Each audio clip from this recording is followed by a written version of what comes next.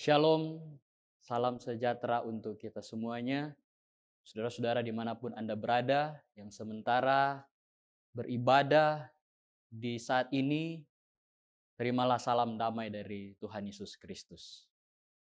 Pada saat ini, berterima kasih saya boleh bersama-sama dengan saudara-saudara dan saya rindu membagikan pelajaran firman Tuhan. Mengawali pelajaran kita di saat ini, saya ingin bertanya kepada saudara-saudara, bagaimana kabar saudara-saudara di tahun yang baru ini? Bagaimana kabar rumah tangga Anda? Bagaimana kabar pekerjaan Anda? Bagaimana kabar Anda bersama dengan saudara-saudara di dalam gereja Anda? Semoga Tuhan Yesus akan memberkati saudara-saudara di awal tahun ini. Dan memulaikan renungan kita di saat ini, sebelumnya mari kita berdoa. Mari berdoa. Bapa di sorga, di saat ini ya Tuhan, hamba-Mu bersama dengan saudara-saudara yang terkasih di dalam Tuhan. Kami akan mendengarkan firman-Mu. Kami rindu untuk belajar firman-Mu. Kami siapkan hati dan pikiran kami untuk diisi dengan firman-Mu ya Tuhan. Pakailah hamba-Mu yang akan berbicara. Sembunyikan hamba-Mu di balik salib-Mu ya Tuhan. Biarlah Engkaulah yang terpancar. Dan saudara-saudara yang mendengarkan akan renungan di saat ini, mereka boleh terberkati. Mereka boleh iman, mereka boleh dikuatkan. Mereka tetap setia kepada Tuhan. Bahkan sambil menanti kedatangan Tuhan yang tak lama lagi akan datang. Mereka boleh bekerja, melayani Engkau sebagai Tuhan dan Juru Selamat pribadi mereka. Terima kasih Bapa di sorga, dengar dan jawab doa kami.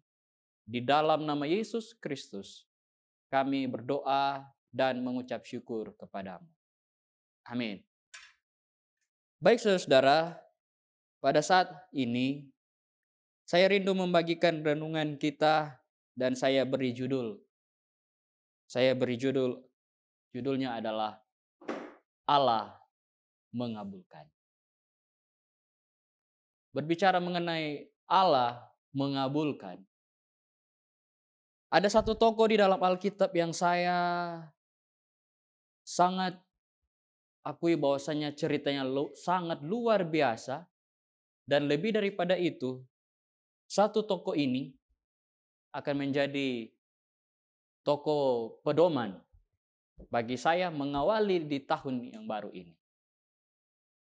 Saya mengambil tokoh itu, ceritanya terdapat dalam buku 1 Tawarik pasalnya yang keempat. Sebelumnya saudara-saudara, saya ingin memperkenalkan kepada saudara-saudara, seperti yang kita ketahui bersama, bahwasanya di dalam buku 1 Tawarik, biasanya berisikan seluruh daftar keturunan orang Israel yang tercatat, mulai dari Adam dalam 1 Tawarik pasal 1 ayat 1. Di sana penulis kitab Tawarik menuliskan Adam, Set, Enos dan sampai seterusnya. Sampai akhir buku Tawarik di sana kita Alkitab, lebih khusus kitab Tawarik, menjelaskan tentang daftar keturunan, daftar silsilah dan sebagainya. Pada buku 1 Tawarik pasal 4, Lembaga Alkitab Indonesia memberikan judul Keturunan Yehuda dari cabang yang lain. Mari kita masuk kepada ayat perenungan kita di saat ini. 1 Tawarik pasalnya yang keempat, ayatnya yang ke-9 dan ayatnya yang ke-10. Firman Tuhan berkata, Yabes lebih dimuliakan daripada saudara-saudaranya. Nama Yabes itu diberikan ibunya kepadanya sebab katanya, aku telah melahirkan dia dengan kesakitan. Ayat 10, Yabes berseru kepada Allah Israel. Katanya, kiranya Engkau memberkati aku berlimpah-limpah dan memperluas daerahku. Dan kiranya tangan-Mu menyertai aku dan melindungi aku daripada malapetaka, sehingga kesakitan tidak menimpa aku. Dan Allah mengabulkan permintaannya itu. Nah, saudara-saudara, di saat ini, kenapa saya mengangkat cerita tentang seorang yang bernama Yabes?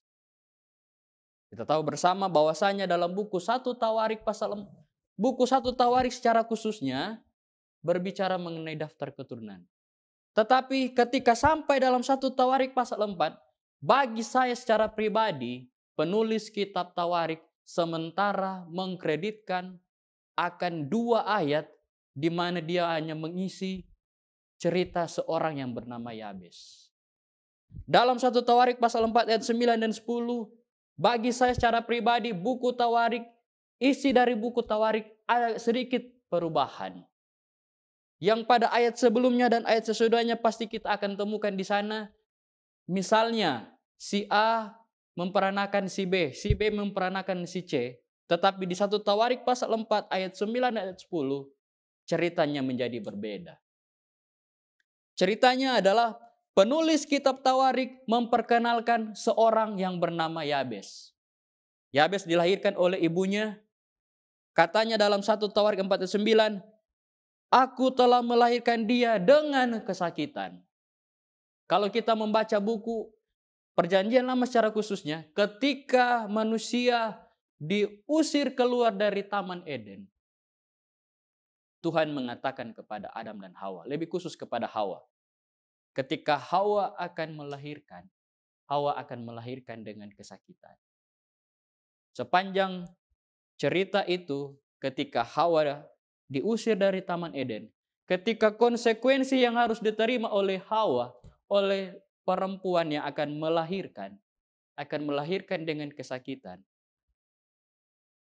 Cerita tentang perempuan atau wanita yang akan melahirkan dengan kesakitan terdapat dalam 1 Tawarik 4 ayat 9, lebih khusus diceritakan oleh seorang ibu Yabes. Dan lebih daripada itu dikatakan Yabes ini lebih dimuliakan daripada saudara-saudaranya. Dan juga dikatakan di akhir dari 1 Tawarik 4 ayat 10, doa Yabes Allah kabulkan. Inilah saya mengangkat judul kita di saat ini, Allah mengabulkan. Sebelumnya saya mau ceritakan kepada saudara-saudara, di zaman di mana Yabes hidup, zaman itu adalah menurut buku Ulangan pasal 12, buku Ulangan pasalnya yang ke-12, ayatnya ke-28, minta maaf saudara-saudara, Ulangan pasal 12, ayatnya yang ke-8, Ulangan pasal 12, ayat yang ke-8, firman Tuhan berkata, jangan kamu melakukan apapun yang kita lakukan di sini sekarang, yakni masing-masing berbuat segala sesuatu yang dipandangnya benar. Saudara-saudara yang diberkati oleh Tuhan Yesus Kristus. Zaman di mana Yabes hidup, zaman di mana Yabes tinggal, zaman itu adalah zaman di mana orang Israel tidak ada lagi yang memerintah. Zaman itu di mana tidak ada lagi pimpinan. Orang Israel tidak lagi mempercayakan kepada seseorang untuk menjadi pemimpin mereka. Ternyata di zaman di mana Yabes hidup, pernah juga dialami oleh Musa. Pada waktu Musa memimpin bangsa Israel keluar dari tanah Mesir, di bawah pimpinan Musa pun, Musa menuliskan dalam buku Ulangan pasal 12 ayat 8 bahwasanya orang Israel hidup dan mereka berbuat segala sesuatu yang dipandang mereka benar menurut pandangan mereka masing-masing. Ternyata ini juga yang sementara dialami dan dirasakan oleh seorang yang bernama Yabes. Coba saudara-saudara bayangkan saat ini, dalam rumah tangga saudara, anak-anak tidak akan lagi mendengar akan apa yang disampaikan oleh orang tua. Anak-anak melakukan apa yang dipandang mereka benar menurut pandangan mereka sendiri. Dan tugas sebagai orang tua tidak terjalankan. Coba saudara-saudara bayangkan, di dalam gereja Anda tidak ada pimpinan. Semua anggota jemaat berbuat benar menurut pandangan mereka masing-masing. Apa yang akan terjadi dalam gereja itu? Coba saudara-saudara bayangkan, di tempat kerja saudara-saudara, tidak ada lagi yang mau dengar perintah atasan. Semua buat berdasarkan apa yang dipandang benar oleh masing-masing pribadi seseorang. Akan jadi seperti apa perusahaan itu? Saya ingat ada sebuah cerita lelucon yang anggota jemaat saya ceritakan kepada saya. Pendeta, dia berkata seperti ini kepada saya. Pendeta, saya ada tebak-tebakan untuk pendeta. Ya, ini seperti tebak-tebakan. Katanya begini, kalau misal anak buah jadi bos, kira-kira bos jadi apa? Dan saya coba berpikir, saya berpikir secara positif, kalau anak buah kemudian dia naik jadi bos, dengan kata lain dia naik pangkat, artinya dia boleh menyamai seperti bosnya, berarti bosnya berhasil. Dan saya katakan, kalau anak buah jadi bos, berarti bos jadi apa? Bos jadi berhasil. Kemudian dia katakan, salah pendeta. Oh, apa jawabannya? Kalau semua anak buah jadi bos, maka bos jadi banyak. Jadi saudara-saudara, kalau bos jadi banyak, sudah tidak ada lagi yang memimpin, sudah tidak ada lagi yang mengatur, sudah tidak ada lagi yang mengendalikan, maka saudara-saudara boleh bayangkanlah apa yang terjadi. Nah, di zaman di mana Yabes hidup, zaman di mana Yabes tinggal, semua orang Israel tidak ada lagi pimpinan. Ketika tidak ada lagi pimpinan, semua orang Israel hidup menurut pandangan mereka masing-masing. Merasa diri benar. Di saat semua orang berpikir dan berbuat demikian, Alkitab dengan gagah berani saya dapat katakan memperkenalkan seorang yang bernama Yabes. Itulah mengapa dalam 1 Tawarik 4 ayat 9 mendahului akan seorang yang bernama Yabes ini, penulis kitab Tawarik bagi saya secara pribadi, penulis kitab Tawarik sementara mengkreditkan akan seorang bernama Yabes. Dia katakan begini, Yabes lebih dimuliakan daripada saudara-saudaranya. Kenapa Yabes dimuliakan daripada saudara-saudaranya? Bagi saya secara pribadi, Yabes lebih dimuliakan daripada saudara-saudaranya bisa saja mengandung Yabes lebih dibanggakan di dalam rumah tangganya. Kemudian Yabes juga bisa lebih dibanggakan daripada keturunan Yehuda dari cabang yang lain. Dari semua suku-suku yang Yabes, dari semua keturunannya, dari semua saudara-saudaranya, Yabes lebih dibanggakan. Oleh karena itu saudara-saudara, kita ketahui bersama, Yabes berdoa kepada Allah Israel. Di saat semua orang sementara sibuk membuat apa yang dipandang mereka benar, Alkitab memperkenalkan Yabes sementara sibuk berdoa dan doanya pun ditujukan kepada Allah Israel. Bagi saya secara pribadi, kenapa penulis kitab Tawarik harus menuliskan Yabes berdoa kepada Allah Israel? Bukankah orang Israel tahu Allah mereka, yaitu Allah yang telah memimpin mereka keluar dari Mesir, yang mereka panggil dengan sebutan Allah Israel? Bagi saya, di zaman di mana Yabes hidup dan tinggal, orang Israel sudah lupa dengan Tuhan. Bagi saya orang Israel sudah lupa untuk berdoa dan doa mereka itu ditujukan kepada siapa.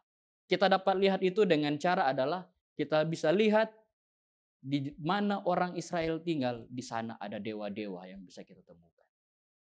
Tetapi berbanding terbalik dengan Yabes, Yabes berseru kepada Allah Israel. Jadi bagi saya saudara-saudara, kenapa Yabes dimuliakan? Kenapa Yabes dibanggakan lebih daripada saudara-saudaranya? Karena Yabes dapat berdoa dan doanya kepada Allah Israel. Saudara-saudara yang diberkati oleh Tuhan Yesus Kristus. Di saat hidup kita kelihatan suram. Di saat hidup kita sudah pahit. Di saat kita sudah tidak tahu lagi mau buat apa. Di saat kita hanya bisa buat apa yang kita pandang baik, apa yang kita pandang benar. Saya mau ajak kita semua, saudara-saudara yang diberkati oleh Tuhan. Mari kita menjadi seperti seorang yang bernama Yabes. Dia berdoa dan doanya tepat sasaran. Doanya tepat pada tujuan, yaitu Allah Israel. Mungkin kita punya banyak masalah dan kita mencari jalan keluar adalah kita mungkin meninggalkan Allah. Tapi Yabes pernah mengalami hal yang sama saudara dan saya alami. Dan dia telah menunjukkan kepada saudara dan saya untuk dapat berdoa, doanya kepada Allah. Apa isi doanya? Saudara dan saya mengetahui. Doa Yabes bahkan menjadi sebuah lagu. Doanya adalah, kiranya engkau memberkati aku berlimpah-limpah dan memperluas daerahku. Dan kiranya tanganmu menyertai aku dan melindungi aku daripada malapetaka, sehingga kesakitan tidak menimpa aku. Saudara-saudara, menarik juga ini doa Yabes. Kalau orang lihat, Yabes minta kepada Tuhan, kepada Allah Israel, kiranya engkau memberkati aku berlimpah-limpah. Seruan atau doa Yabes kepada Allah juga sering menjadi doa saudara dan saya. Dalam doa pagi kita, dalam doa malam kita selalu berdoa kepada Tuhan. Tuhan, berkatilah kami. Saya mau ajak kepada saudara-saudara dan saya, kepada kita semuanya, ketika kita mau berdoa kepada Tuhan, mari kita berdoa seperti Yabes. Bagaimana doanya? Kiranya engkau Tuhan memberkati aku berlimpah-limpah dan kemudian memperluas daerahku. Saudara-saudara, yang saya mau katakan adalah, yang Yabes minta kepada Tuhan bukanlah keinginannya. Yang Yabes minta kepada Tuhan adalah bukan supaya dia memperoleh harta, bukanlah dia memperoleh kekayaan. Yang Yabes minta kepada Tuhan adalah janji Tuhan. Karena janji Tuhan kepada Abraham, kepada Isa, kepada Yakub, bahwasanya Tuhan akan memberkati mereka berlimpah. Bahkan Tuhan berjanji Tuhan akan memperluas daerahnya. Di tempat di mana Abraham, di tempat di mana Ishak, di tempat di mana Yakub tinggal, Tuhan berjanji, Tuhan memberkati dengan limpah, bahkan Tuhan akan memperluas daerahnya. Dan itulah yang diminta oleh Yabes kepada Tuhan. Yang Yabes minta kepada Tuhan adalah janji Tuhan. Saudara-saudara, yang saya mau katakan kepada kita semuanya, ketika kita berdoa kepada Tuhan, mari kita minta janji Tuhan. Mari kita minta janji Tuhan. Kita mungkin punya pergumulan yang kita alami. Kita mungkin punya permohonan doa pribadi kita kepada Tuhan. Tapi yang saya mau katakan kepada saudara dan saya adalah, mari ketika kita mau berdoa kepada Tuhan, kita berdoa, kita minta janji Tuhan. Apa janji Tuhan? Janji Tuhan dalam Alkitab ada banyak, saudara. Dari buku Kejadian sampai buku Wahyu di sana penuh dengan janji Tuhan. Dan mari kita minta hal itu kepada Tuhan. Ketika kita mau berdoa, Tuhan, biarlah janji Tuhan kepada leluhur, baik Abraham, baik Ishak, baik Yakub, dan juga kita semuanya adalah keturunan Abraham, boleh terpenuhi. Kemudian yang dia minta kepada Tuhan adalah, kiranya tanganmu menyertai aku. Ini juga yang selalu kita mintakan kepada Tuhan. Kiranya tanganmu menyertai aku. Tangan Tuhan yang membentuk Adam dan Hawa. Itulah yang diminta oleh Yabes. Saya percaya juga tangan Tuhan yang telah menolong bangsa Israel keluar dari Mesir. Itulah yang diminta oleh Tuhan. Dan tangan Tuhan yang terpaku di atas kayu salib. Itulah yang diminta oleh Yabes. Untuk menyertai dia. Dalam doa saudara dan saya, biarlah kita minta tangan Tuhan. Biarlah kita minta tangan Tuhan menyertai. Biarlah kita minta tangan Tuhan untuk pegang torang petangan ini. Biarlah kita minta tangan Tuhan yang akan menuntun hidup saudara dan saya selama berada di bumi ini. 1 Tawarik 4 ayat 10 bagian terakhir mengatakan, Allah mengabulkan permintaannya itu. Allah mengabulkan. Saudara dan saudara-saudara yang diberkati oleh Tuhan. Bukankah ini adalah impian kita semuanya? Bahwasanya kita rindu ketika kita berdoa, ketika kita berseru, ketika kita meminta kepada Tuhan, Tuhan mengabulkan akan hal itu.